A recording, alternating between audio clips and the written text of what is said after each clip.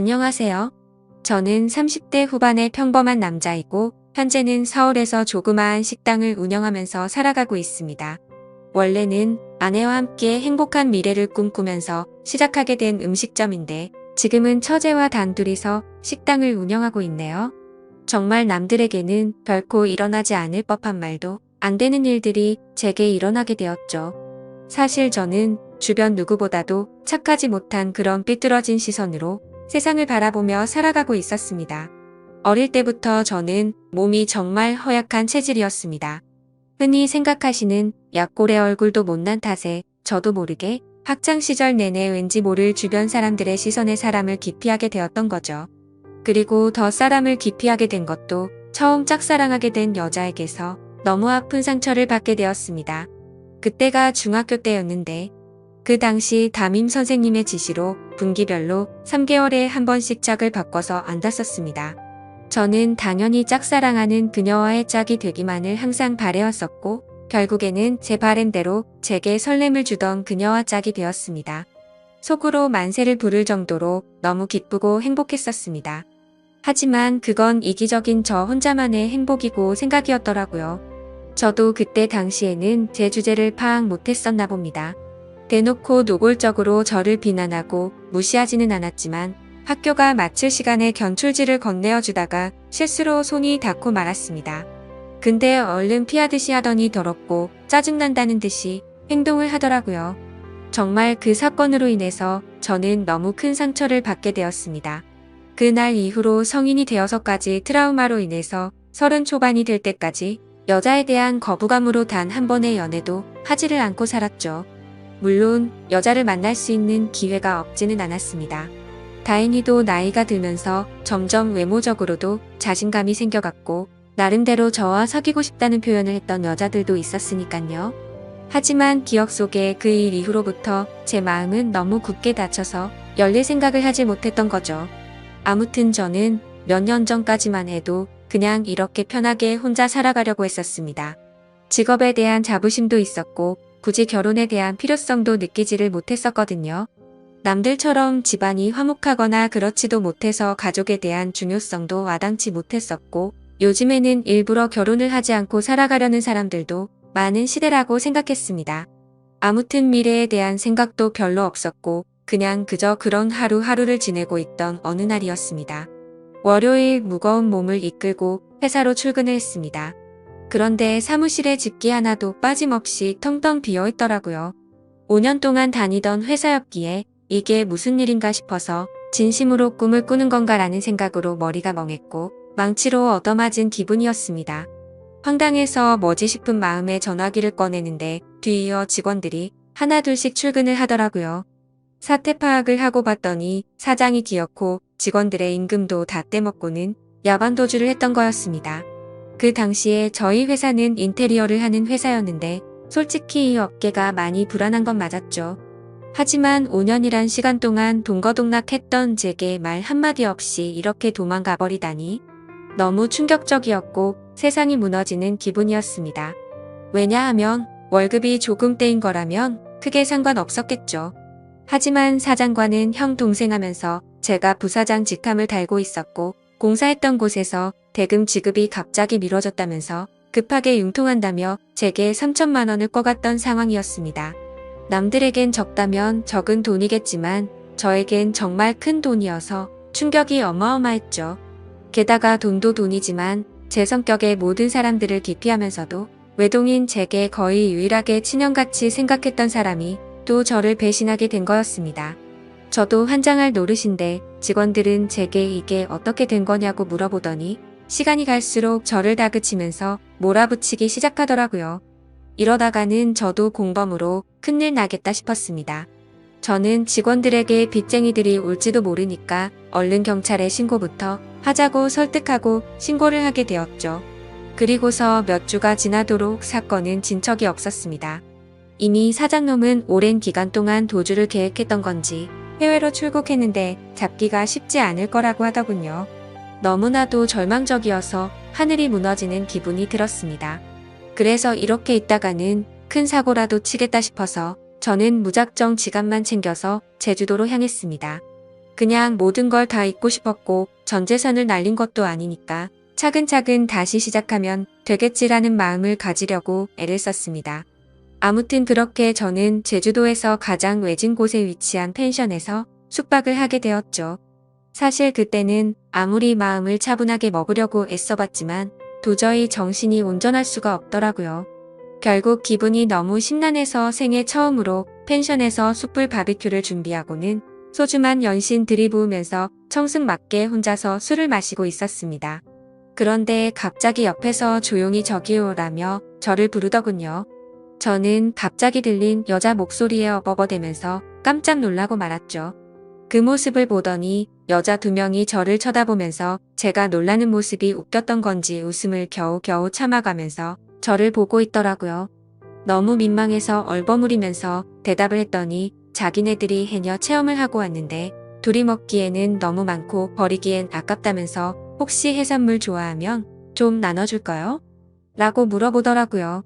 저는 여자랑 대화를 하는 것조차 너무 소심했던 성격인지라 그녀의 눈도 마주치지 못하고 생각이란 필터를 거치지도 못하고 감사합니다 라고 대답을 해버렸습니다. 아무튼 그렇게 나눠준 해산물도 같이 구우면서 주위를 둘러봤더니 펜션에 묵는 사람들이 저와 그 2 여자밖에 없는지 엄청나게 조용하더라고요. 뭔가 뻘쭘하게 혼자서 소주를 마시면서 먹고 있는데 제가 해산물을 줬던 여자가 말을 걸더라고요. 제주도에 혼자 여행 오신 거냐며 너무 낭만적인 것 같다고 하면서 혼자 심심하시지 않냐고 괜찮으면 자기네들이랑 같이 마시는 거 어떻겠냐고 묻더라고요. 평소에 저였다면 절대로 합석은 꿈도 꾸지 못했을 겁니다. 그런데 솔직히 말해서 어릴 적 짝사랑했던 여자 이후로 처음으로 제 눈에 너무 쏙 들어오는 여자였습니다. 그리고 술도 많이 마셔서 조금 취한 상태였기에 어디서 나온 용기였는지 그러자고 대답을 하게 되었죠. 그렇게 그녀들과 저는 합석을 해서 함께 술을 마시게 되었고 이야기를 들어보니 그 2은 친자매였고 어제 숙소에 도착을 했고 일주일간 머물다가 간다고 하더라고요. 저도 열흘 정도를 예약한 상태라고 했더니 잘 됐다면서 그러면 지내는 동안 잘 지내보자고 먼저 손을 건네더군요. 저는 너무 쑥맥처럼 쭈뼛거리며 손을 마주 잡고 인사를 했고 술이 취하면 취할수록 2 자매와 저는 재미난 이야기들을 하게 되었습니다. 그때 드는 생각이 저도 모르게 말로 나와버렸습니다. 사실 혼자서 괴로움을 삭히려고 왔는데 혼자 있을 때는 더 괴롭더니 지금은 괴로운 게 다 잊혀지고 너무 즐거운 것 같다고 말했습니다. 그러자 언니였던 제 이상형의 그녀는 무슨 일이냐고 제게 물어봤고 저도 모르게 그동안의 고충을 푸념하듯이 얘기를 하고 말았죠. 그런데 그런 지루하고 재미없는 얘기인데도 불구하고 그녀는 너무 진지하게 저를 똑바로 쳐다보면서 이야기를 들어주고 진심 어린 조언을 해주더라고요. 생전 처음으로 느껴보는 친절함에 저는 너무 행복했고 설레었습니다. 그렇게 꿈처럼 행복했던 시간을 보내다가 자리를 끝마치게 되었죠. 다음날 저는 전날 있었던 일에 민망해져서는 만나면 인사를 먼저 건네야 하나? 아니면 아는 척을 하지 말아야 하는 건가 온갖 생각과 고민을 했었습니다. 그러나 그런 고민들이 무심하게도 밖에 담배를 피러 나갔더니 그녀는 반갑게 저를 보고 웃으며 인사를 하는데 심장이 쿵 하고 내려앉는 것 같았죠. 여행하러 와서는 하루 종일 주무시냐며 인사를 건네는데 저도 어색한 인사로 답을 했습니다. 그러더니 오늘 우리 같이 밥 먹으러 가기로 한 거 잊었냐면서 묻더라고요. 저는 취한 나머지 해선 안 될 짓을 했구나 싶었고 괜히 여행 방해되고 싶지 않다며 어제 했던 말은 잊으라고 말하며 재밌게 여행을 즐기라고 했죠. 하지만 그녀는 끝내 고집을 피우더니 결국 그날 하루 종일 2 자매와 저는 여행을 함께 보내게 되었습니다. 그러다 보니 자연스럽게 그녀들과 저는 같이 붙어 다니며 매일 같이 여행을 함께 즐기게 되었고 정말 꿈만 같던 시간은 너무 순식간에 지나가 버리더군요. 그렇게 2 자매의 마지막 날이 되었습니다. 솔직히 좀 많이 서운하더라고요. 고작 며칠밖에 안 되는 시간 동안 저는 그녀에게 더욱 빠져들었고 마지막 인사를 건네는데 저는 도저히 용기가 나지 않았습니다. 그때 그녀는 갑자기 제게 포옹을 하면서 덕분에 즐거운 여행이었다고 말을 건네주더군요. 너무 외롭게 살아오던 저는 순간적으로 마음이 울컥해서 눈물이 날 뻔했습니다. 그렇게 그녀들을 떠나보내고 혼자서 남은 여행을 보내는데 이건 도저히 여행이 아니다 싶더라고요. 행복한 시간들이 끝나고 나서 또 다시 괴로움이 시작된 건 아니었습니다. 오히려 그녀와 지낸 시간들 덕분에 괴로움은 이미 잊은 지 오래였고 그녀를 또 다시 보고 싶다는 생각이 너무 간절해지더라고요. 그래서 저는 인생을 살면서 가장 큰 용기를 내게 되었죠. 평생 혼자서 살다가 연애는 꿈에서조차 생각 못하던 제가 그녀와 함께 행복한 시간을 갖고 싶었습니다. 집으로 돌아온 저는 진짜 하루 종일 고민을 하다가 용기를 내서 그녀에게 전화를 걸었습니다. 어두침침한 제 성격과는 다르게 그녀는 반갑다는 듯이 밝게 전화를 받아주었습니다. 저는 조심히 잘 가셨는지 해서 연락드렸다고 하니까 그녀는 그렇지 않아도 조심히 여행 잘 마쳤는지 궁금했다고 되물어 봐주더군요. 그렇게 몇 마디를 주고받게 되었고 어차피 제가 말을 잘하는 편도 아니었기에 단도직입적으로 말했습니다.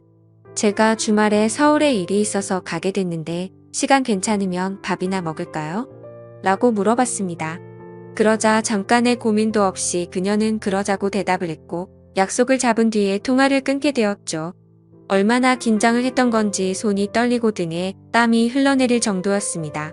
며칠 뒤에 약속 시간에 그녀와 다시금 만나게 되었고 행복한 시간은 또 다시 순식간에 흘러가더라고요. 그날은 그냥 정말 보고 싶다는 생각에 갔던 거지 고백을 하려거나 그런 마음은 전혀 없었습니다. 하지만 마지막으로 들어간 와인바에서 와인을 마시다 보니 또 헤어지는 게 너무나 슬프더군요. 저는 그녀에게 앞으로도 계속해서 보고 싶다고 말했습니다. 그러자 그녀는 다른 여자들과 달리 제 마음을 알아줬는지 더 이상은 떠보지 않았고 제 손을 잡아주더라고요. 그렇게 제 인생에서 가장 사랑하는 그녀와 저는 연인이 되었고 남들에겐 힘들다고 하던 장거리 연애가 제게는 너무나 행복한 나날이었습니다. 아무리 멀다 한들 그녀를 매주 볼 수 있다는 건 제게는 너무 과분한 일이었죠. 우리는 그렇게 행복한 연애를 3년간 이어갔고 그녀 덕분에 저는 과거와 비교하면 너무나도 정반대의 사람이 되어 있었습니다. 새로운 직장에서 사람들과 웃으면서 대화도 잘 이어갔고 성실하고 착한 그녀를 따라서 고아원의 봉사활동을 다녔는데 제 마음이 너무 평온해지는 걸 느꼈습니다. 하루하루가 너무 행복해졌고 이렇게 살아갈 수만 있다면 가정이라는 걸 꾸려서 평생을 행복하게 지내고 싶다라는 생각이 들더라고요. 저는 그렇게 달라진 제 스스로에게 결심을 하고 그녀에게 청혼을 하였습니다. 그녀는 제 청혼을 받아주었고 저희는 결국 사랑의 결실을 맺게 되어 결혼을 하게 되었죠. 그 당시에 아내는 서울에서 처제와 함께 조그만한 식당을 운영하고 있었습니다. 그래서 아내와 상의 끝에 제가 이직을 하기로 했고 결혼을 하면서 제가 서울로 올라오게 되었죠. 아내와 저는 인생에서 가장 행복한 부부처럼 그 누구도 부럽지 않게 지냈습니다. 결혼한 지 2년 동안 한 차례도 다툼이 없을 정도로 주변에서 누구나가 예쁘게 봐주었죠. 그렇게 행복한 나날들을 보내다가 제가 다니던 회사가 또 다시 부도가 나면서 저는 일자리를 또 잃게 되었습니다. 그때부터는 이렇게 불안한 직업을 하는 게 맞는 건가라는 고민에 빠져들었고 막상 또 새로운 일자리를 구하려고 하니 직장 생활에 지쳐 있었죠. 그러다 힘들어하던 중 아내와 더 오랜 시간을 붙어 있고 싶었고 그동안 모은 돈을 보태어서 새로운 식당을 여는 게 어떨까 생각이 들었습니다. 저는 인테리어 회사를 다니던 경험을 살려서 아내가 모르게 직접 발품 팔아서 새로운 식당 자리도 알아보고 양식에 어울리는 인테리어 포트폴리오를 만들어서 아내에게 말했습니다. 더 이상 내 일에 흥미를 잃어서 직장에 다니는 건 그만하고 당신과 처제를 도와서 가게를 더 크게 해보고 싶다고 하면서 설명을 해줬죠. 한참 아무 말 없이 지켜보던 아내는 제 선택을 존중해주면서 그러자고 했고 그날부터 저와 아내 그리고 처제는 새로운 식당을 열기 위해서 분주하게 준비를 했습니다. 결국 저희는 나름 작지만 예쁜 식당을 열게 되었고 기대 이상으로 식당은 장사가 잘 되었습니다. 제 선택에 있어서 정말 많이 불안했고 걱정도 많았는데 이렇게 행복해도 되나 싶었죠. 아내도 솔직히 오랫동안 해오던 가게를 옮기는 게 불안했고 무서웠는데 저 하나만을 믿고서 그 큰 결정을 바로 내려줬던 걸 알게 되었습니다. 저는 착한 아내에게 너무 고마웠고 평생을 행복하게 해줄 거란 마음을 제 가슴에 되새겼죠. 하지만 하늘이 너무 원망스럽게도 제 발행과 그 행복은 산산조각이 나게 되었습니다. 아내가 일을 하던 도중에 갑자기 쓰러지게 되었습니다. 처음에는 가게가 바쁜 탓에 과로해서 그런 거겠지 하며 아내를 안심시켰었죠. 며칠 뒤 정밀 검사를 받아본 결과가 나왔고 의사 선생님은 너무 위험한 위치에 암이 발견되었다고 말하더군요. 드라마나 영화에서나 들어봤지. 이런 일이 제 아내에게 생길 줄은 정말 상상조차 못했기에 그 자리에서 바로 눈물이 났습니다. 의사 선생님이 말을 이어갔습니다. 이런 말씀 드릴 때가 자신도 가장 마음이 아프다고 하면서요. 솔직히 말해야 할 것 같다며 아무래도 너무 위험한 수술이 될 것 같다고 하면서 아내분에게도 솔직히 말씀을 드려야 한다고 하더라고요. 그 말을 듣는데 아내를 처음 만났던 제주도에서 처음 만난 그날 밤이 떠오르고 그동안의 일들이 순식간에 주마등처럼 지나가는데 저도 모르게 애처럼 펑펑 울어버렸습니다. 아내에게 이 모든 사실을 솔직하게 털어 놓는다는 게 너무나도 어려웠습니다. 하지만 저보다도 잘하는 아내는 저를 보자마자 눈치를 채더라고요. 펑펑 울어서 알아본 건지 너무 경직되어 있는 저를 알아본 건지 저는 있는 사실 그대로를 말해줬습니다. 아내는 괜찮은 척하면서 오히려 저를 위로해주면서 말을 하더라고요. 솔직히 너무 무섭고 화도 나고 슬프지만 저를 만나서 그동안 너무 행복했다며 그래도 위험하긴 하지만 끝까지 포기는 하지 않을 테니까 좌절하지 말자고 하더군요. 그 말을 듣는 순간 제가 너무 부끄러웠습니다. 정작 아픈 아내는 저렇게 용기를 내서 힘을 내려고 하는데 도저히 저부터 무너질 수가 없었습니다. 처가댁에 연락을 해서 이 사실을 말씀드렸고 장인어른과 장모님 그리고 처제는 아내에게 찾아와서 미친 듯이 펑펑 울었습니다. 그러자 아내도 그동안 참았던 눈물이 터진 건지 애처럼 펑펑 우는데 정말 가슴이 찢어졌습니다. 그렇게 아내는 항암 치료를 시작하게 되었고 날이 가면 갈수록 급속도로 야위어가는 아내를 보고 있으니 모든 게 너무 원망스러웠습니다. 괜히 나를 만나서 아내가 이렇게 아프게 된 것만 같고 죽을 만큼 너무나도 힘이 들었습니다. 그렇게 힘든 시간을 지나서 아내의 수술이 있기 전날 밤 아내와 저는 한참 동안 이야기를 나누었습니다. 그때 처음으로 알게 되었던 건 아내도 제주도에서 처음 본 그날 저에게 호기심이 생겼고 관심이 갔었다고 하더군요. 그래서 다음날 같이 밥 먹자는 약속을 한 적이 없었지만 일부러 거짓말을 해서 같이 합류해서 여행을 한 거였다고 하더라고요. 물론 제 여행을 방해하고 싶었던 건 아니었고 제가 그날 밤 혼자 있을 때 더 괴롭다고 했던 말이 밤새도록 신경이 쓰였답니다. 제 아내의 성심이 깊은 건 알았지만 그 말을 듣는 순간 눈물이 멈추지가 않더군요. 그러면서 수술이 어려운 건 우리 모두가 다 잘 알고 있는 사실이니까 지금 말을 해야겠다고 하더라고요. 혹시라도 자신이 잘못되더라도 제발 당신 탓이라고 생각하지 말고 행복했으면 좋겠다고 말했습니다. 그리고 우리가 함께 시작했던 가게도 자신에겐 너무 행복한 추억이 가득한 곳이니 슬픈 감정보다도 행복한 추억을 떠올리면서 계속 지켜달라고 했죠. 그렇게 밤새도록 저희는 끊임없이 많은 대화들을 나누었고 결국에 제가 인생에서 가장 사랑하던 제 아내는 이 세상을 떠나고 말았습니다. 아내를 떠나 보내고 하루하루가 너무 괴롭고 인생이 무너진 듯 슬펐습니다. 솔직히 돈 몇천만 원 사기 당했던 건 정말 세 발의 피조차도 안 될 정도의 괴로움이었습니다. 정신 나간 사람처럼 죽을 만큼 술을 마셔대기도 해봤지만 다 소용없었습니다. 시간이 지나면 이 아픔이 줄어들 수 있을까 싶은 생각만 가득했습니다. 그렇게 집에서 틀어박혀서 지낸 지 몇 주가 지났을 무렵이었습니다. 항상 조용하고 내성적이던 처제가 집에 들어와서는 마치 다른 사람처럼 온갖 잔소리를 늘어놓기 시작하더라고요. 언니가 지금 이 꼴을 보려고 그렇게 떠나간 줄 아냐면서 화를 내더군요. 형부 혼자서만 힘든 줄 착각하지 말라며 주변 사람들 생각해서 제발 그만하라면서 화를 내다가 울더라고요. 정말 예전이나 지금이나 너무 이기적인 나쁜 놈이었습니다. 저뿐만 아니라 모두가 다 힘들어도 꿋꿋이 버텨내고 있다라는 생각이 들더군요. 울고 있는 처제에게 다가가서 저도 같이 울면서 미안하다고만 되뇌었죠. 그러다 처제와 함께 밖으로 나가서 같이 술을 한잔하면서 이야기를 나누었습니다. 가게는 이렇게 계속 문을 닫아둘 거냐고 물어보더라고요. 솔직히 아내 생각에 미쳐버릴 것 같아서 가게 근처도 갈 수가 없었습니다. 하지만 그건 너무 비겁한 짓이란 것 정도는 알았죠. 그런 생각을 하던 찰나의 처제도 저와 같은 생각을 말하더군요. 언니 생각에 자신도 가게 근처도 못 가겠다며. 근데 언니가 제게 했던 말을 처제에게도 똑같이 했더라고요. 마지막으로 부탁한다면서 좋았던 추억 가득한 가게를 계속했으면 좋겠다고 했답니다. 사실 아내가 왜 그렇게 가게에 집착하는지는 저도 잘 알고 있었습니다. 아내는 저와 제 처제를 생각해서인 마음도 당연히 있었지만 너무 착한 심성에 그동안 어려운 아이들에게 무료 급식을 주던 걸 멈추지 않기를 바랬던 거였죠. 세상에 어떻게 이런 착한 여자가 또 있을까요? 사실 이런 마음을 갖고 있는 것도 가게를 가게 된 날 알게 되었습니다. 처제와 저는 아내의 부탁을 이어나가기 위해서 결심을 했고 다음날 가게로 나갔습니다. 몇 주간 비워져 있던 가게임에도 불구하고 구석구석 너무 깔끔하게 청소가 다 되어 있었습니다. 그리고 그곳에 놓여져 있던 편지가 있었죠.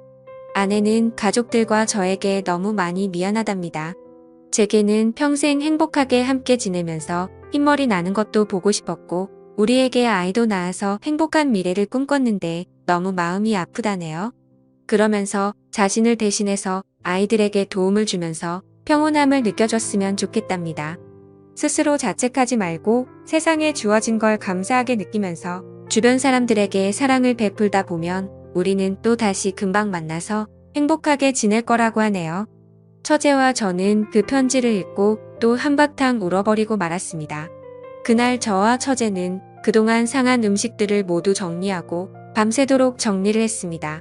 아내의 바른 대로 다시 장사를 하기 위해서 준비들도 하였고 장사를 시작하고서 정신없는 나날들을 보냈던 것 같네요. 처제는 언니 대신해서 잔소리할 거라며 전처럼 느긋하게 할 생각 말고 제대로 도와달라며 선전포고까지 하더군요. 그러면서 꿀단지가 뻑뻑해서 못 여는 저를 핀잔 주더니 숟가락으로 치더니 순식간에 열더라고요. 이제는 예전보다 조금은 더 편해진 처제와 열심히 하루하루를 보내고 있네요. 이 글을 쓰면서도 제 인생에서 제일 행복함을 느끼게 해준 제 아내가 너무 그립고 보고 싶습니다. 아마도 이 마음은 제가 아내를 찾아 갈 때까지 영원하겠죠. 긴 사연 읽어주셔서 감사드립니다.